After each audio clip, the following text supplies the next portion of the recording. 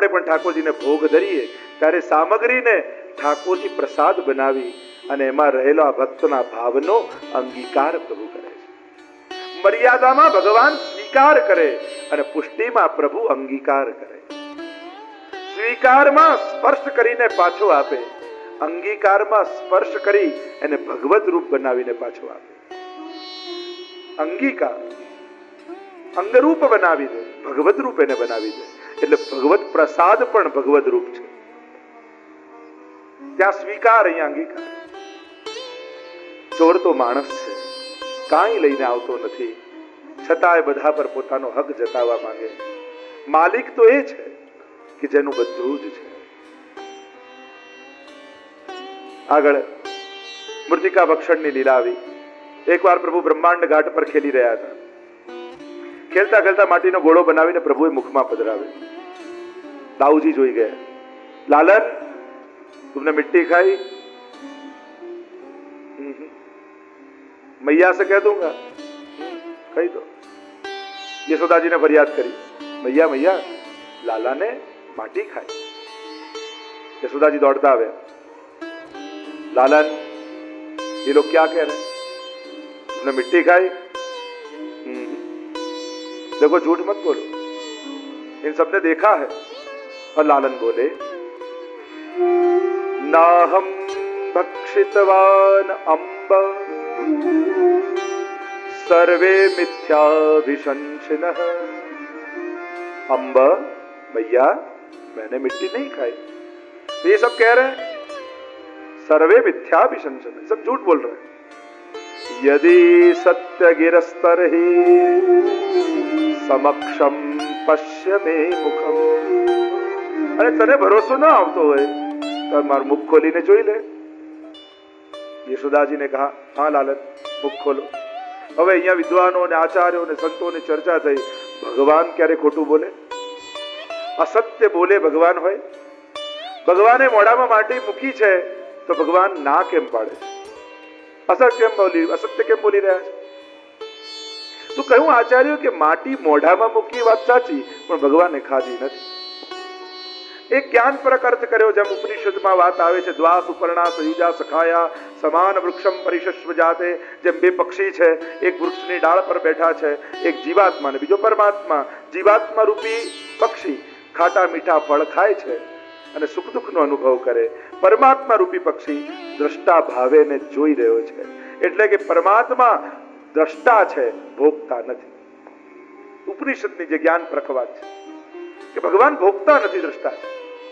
અને આચાર્યો બીજો અર્થ કર્યો, ભગવાને માટી મોઢામાં મૂકી પણ ખાધી નથી. તો આવું કેમ બને? તો અર્થ બતાવ્યો કે જ્યારે પૂતના બાળકોના પ્રાણ હરતી હરતી નંદાલયમાં આવી, કેટલાય વ્રજવાસીઓના બાળકોના પ્રાણ લઈ લીધા. બધા પૂતનાની અંદર હતા. અને પૂતનાના પ્રાણ જ્યારે ભગવાને લીધા ત્યારે બધા વ્રજવાસીઓના બાળકોના પ્રાણ પણ ભગવાને સ્વીકાર કર્યા. અને ભીતર રહેલા એ વ્રજવાસીના બાળકોએ કહ્યું, પ્રભુ વ્રજમાં અમને જન્મ મળ્યો, પણ વ્રજની મહત્તા જેનાથી છે એ છે વ્રજની રજ. અને વ્રજરજથી અમે વંચિત રહી ગયા. અને વ્રજની રજની મહત્તા એવી છે કે મુક્તિએ જ્યારે ભગવાનને કહ્યું કે ભગવાન હું તો બધાને મુક્તિ આપું છું, પણ મારી મુક્તિ ક્યારે? મુક્તિ કહે ગોપાલ સો મેરી મુક્તિ બતાય. અને ત્યારે ભગવાને કહ્યું, વ્રજરજ ઉડી મસ્તક લગે તો મુક્તિ મુક્ત થઈ જાય.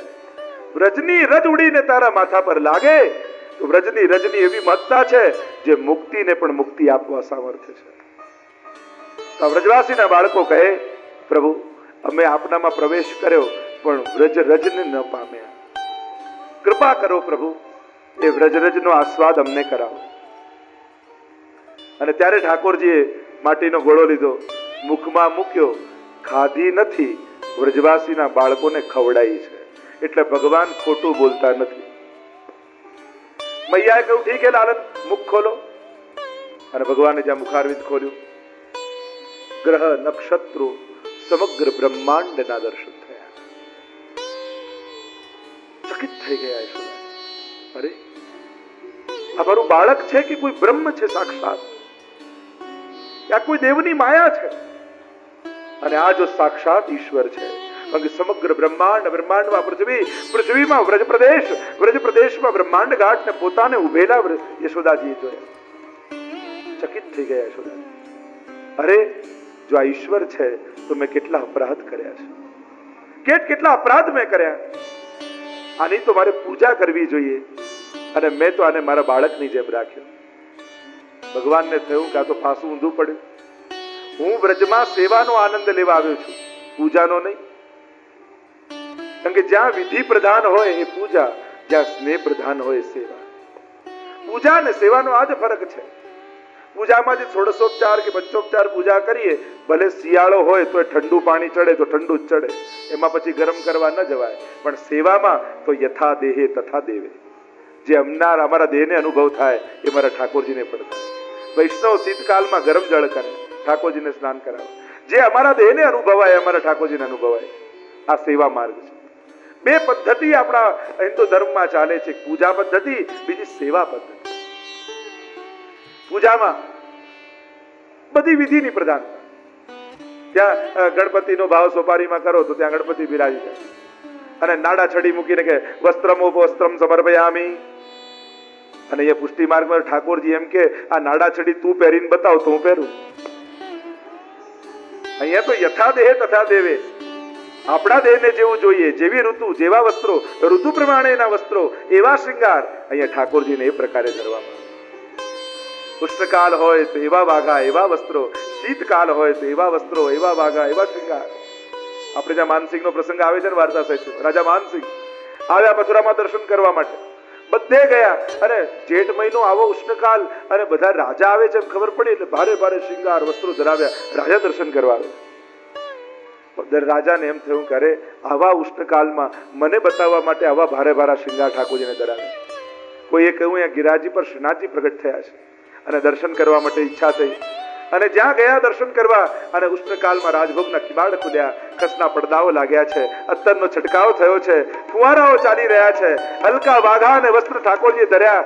અને એવી ટાઢક મનમાં થઈ કે માનસીના મુખમાંથી નીકળ્યું કે બાકી બધે તો પ્રદર્શન છે, દર્શન તો અહીંયા થઈ રહ્યા છે જ્યાં ઠાકોરજીના સુખનો વિચાર થાય, જ્યાં પ્રભુના સુખનો વિચાર થાય. એ સેવા અહીંયા સ્નેહની પ્રધાનતા છે, ત્યાં પૂજાની પ્રધાનતા છે. અને દરેક જગ્યાના વિધાન છે. જો જે દેવતાને જે રીતે વિધિ હોય એ રીતે જ કરાય. આપણે ત્યાં પંચદેવ ઉપાસના, દરેક દેવતાની પૂજન વિધિ છે, ઉપાસના વિધિ છે. પલ્લામાં ઠાકોરજીને પધરાવીએ બરાબર, પણ મહાદેવજીના પલ્લા કરો તો એ ગભરાઈ જાય કે આ હું અજન્મા અમર ને મારી જોડે આ શું કરે છે. એનું અપમાન કહેવાય. જો જે દેવતાને જે રીતે એની વિધિ વિધાન હોય એ પ્રમાણે જ કરવું જોઈએ. અમુક મનોરથો ફેમસ થઈ જાય, હિંડોળા અને બધા, તો બધાને હિંડોળામાં ના પધરાવાય. જેની જે લીલા હોય એ પ્રમાણે જ એની પૂજા અને સેવા થાય. કોઈ નાનું બાળક ઘરમાં આવે અને એને ઘૂઘરો બતાવો, ચોકલેટ બતાવો તો રાજી થાય. ઘરડા બાપા આવ્યા ને એની આગળ ઘૂઘરો કરો તો લાફો મારે. એમ લાલનને ઠાકોરજીને જે રીતે ટ્રીટ કરાતા હોય તો એ એમને એ રીતે જ કરાય, પણ મહાદેવજીને કે બીજા કોઈ દેવતાને એ રીતે ન કરાય. એનું અપમાન થઈ જાય. તો દરેકનું એક ઉપાસના પદ્ધતિ છે અને એ પદ્ધતિથી જ એમને કરાય. લોકો એમ કે અમને તો જેવો ભાવ આવે એવું કરીએ, એ કઈ યોગ્ય પક્ષ નથી. જે વિધાન હોય એ પ્રમાણે કરાય. વિધાનની અવહેલના ન કરાય. અમારા મનમાં આવ્યું એટલે કર્યું, અમને આવો ભાવ થયો, સબરી એઠા બોર ધર્યા તો આપણે ચાકી ચાકી ન ધરાય, કારણ કે આપણે સબરી નથી. લોકો સારા સારા કોટેશનો લઈ લે ગ્રંથમાંથી, એને અનુકૂળ આવતા પત્રમ પુષ્પમ બલમ તોયમ. ભગવાન તો ભાવના ભૂગ્યા, પત્ર ધરો પુષ્પ ધરો, આરોગે. કોના આરોગે? તદહમ ભક્તિ રૂતમ અસ્નામી. એ ભક્તના, આપણે હજી ભક્ત થયા નથી, ભક્ત થવાની પ્રોસેસમાં છીએ. અને પ્રોસેસમાં છીએ તો બધી વિધિ વિધાન આપણે પાળવા જોઈએ. સિદ્ધાંતોનું અનુકરણ થાય, ભાવનાઓનું અનુકરણ ન થાય, કૃપાનું અનુકરણ ન થાય. ભગવાને કોઈના ઉપર વિશેષ કૃપા કરી હોય એનો અર્થ એ નથી થતો કે બધાને છૂટ મળી ગઈ. આપણે તો શાસ્ત્રોના ઇન્સ્ટ્રક્શન જ ફોલો કરવા પડે. શાસ્ત્ર વિધાન, તસ્માત શાસ્ત્રમ પ્રમાણમ તે ભગવદ ગીતા કહે છે. ય શાસ્ત્ર વિધિ મુત્સૃજ્ય વર્તતે કામકારત ન સિદ્ધિ વાપ્નોતિ ન સુખમ ન પરામ ગતિ. ગીતાજીમાં ભગવાન કહે શાસ્ત્ર વિધિને છોડી મનોકલ્પિત રીતે જે કરે છે એને નથી સુખ મળતું, નથી પરમ ગતિ મળતી, નથી પરમ ફળ મળતું. અને એટલા માટે કોઈના ખોટા એક્ઝામ્પલ લઈ અને અનુકરણ કરવું નહીં. કોઈ મહાન ભક્તોના અનુકરણ કરાય નહીં, કારણ કે આપણે એવા થયા નથી. એ ભક્ત માટે કહેવાયું છે કે જે ભક્ત બની ચૂક્યા છે એ પછી પત્ર ધરે, પુષ્પ ધરે કે જે કંઈ પણ ભાવથી ધરે ભગવાન સ્વીકારે છે. પણ આપણે તો કોશિશ કરવી કે ઉત્તમમાં ઉત્તમ વિધિ વિધાન કરી અને પ્રભુને લાલ લડાવી. તો પૂજા પદ્ધતિ ને સેવા પદ્ધતિ, પૂજામાં આહ્વાનથી લઈ વિસર્જન છે, બોલાવવામાં આવે ને વિસર્જન પણ કરવામાં આવે. પુષ્ટિ સેવામાં તો સાક્ષાત સ્વરૂપ છે, અને સ્વરૂપનું આહ્વાન વિસર્જન ન હોય એ તો પ્રગટ સ્વરૂપે બિરાજે, સાક્ષાત છે. ત્યાં તો બોલાવવામાં આવે પાછા મોકલી દેવામાં આવે, અહીંયા તો પધાર્યા એટલે પછી પ્રગટ બિરાજે છે.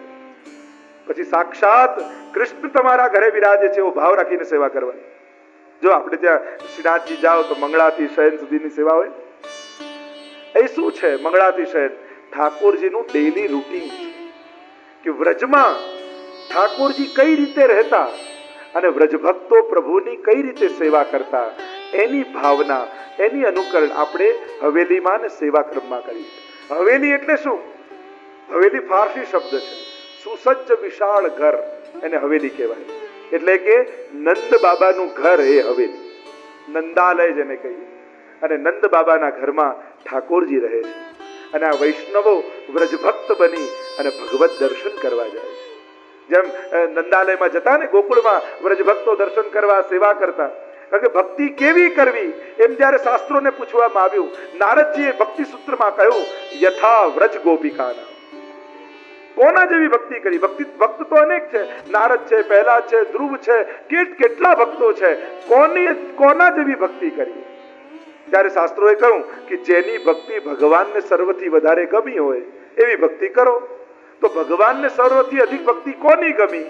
તો નારદજીએ ભક્તિ સૂત્રમાં કહ્યું યથા વ્રજ ગોપિકાના. જે રીતે વ્રજમાં ગોપીજનોને ભક્તિ કરી એવી ભક્તિ કરો.